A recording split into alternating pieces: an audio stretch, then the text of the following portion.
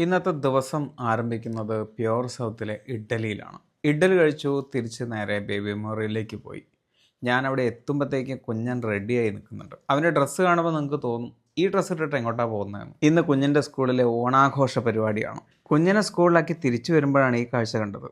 ഗോകുലമാളിൽ ആന കയറിയിരിക്കുന്നു. ഒറിജിനലാണെന്ന് വിചാരിച്ചിട്ടാണ് അതിൻ്റെ അടുത്ത് ചെന്നത്. പക്ഷെ അപ്പോഴാണ് മനസ്സിലായത് അത് ഒറിജിനലിനെ വെല്ലുന്ന ഒരു ആനയായിരുന്നു. അതിൻ്റെ സ്കിന്നിൻ്റെ ഡീറ്റെയിലൊക്കെ കണ്ടോ? ആനയല്ലാന്ന് ആരും പറയില്ല, പക്ഷെ തൊട്ട് നോക്കിയാൽ മനസ്സിലാവും അത് ഫൈബർ ആനയാണ് എന്ന്. അതിൻ്റെ കാലിൻ്റെ നഖമൊക്കെ കണ്ടില്ലേ? ഒരു രക്ഷയില്ലാത്ത ഡീറ്റെയിലിംഗ്. ഇത്രയും അടുത്തൊരു ആനനെ കിട്ടില്ല എന്ന വിശ്വാസത്തിൽ ഞാനൊരു സെൽഫി എടുത്തു. ഓണാഘോഷം കഴിഞ്ഞ് വന്ന മഹാന് ചെറിയൊരു പനിയും ജലദോഷവും. നല്ല മഴയാണല്ലോ. ഇന്നേ ദിവസം ബീവിയോടൊപ്പം ബീവിയുടെ അച്ഛനും അമ്മയും ഉള്ളത് കൊണ്ട് ഞാനും കുഞ്ഞനും വീട്ടിലേക്ക് പോന്നു. കഴിഞ്ഞ ഒരാഴ്ച കാലമായിട്ട് ഹോസ്പിറ്റലിൽ തന്നെ ആയതുകൊണ്ട് ഒരു വലിയ ഗ്യാപ്പിന് ശേഷമാണ് ഇപ്പോൾ വീട്ടിൽ കിടന്നുറങ്ങുന്നത്. അങ്ങനെ എഡിറ്റിംഗ് ഒക്കെ കഴിഞ്ഞ് അട്ടം നോക്കി കിടന്നുറങ്ങി. എല്ലാവർക്കും നല്ലൊരു ശുഭരാത്രി നേരുന്നു.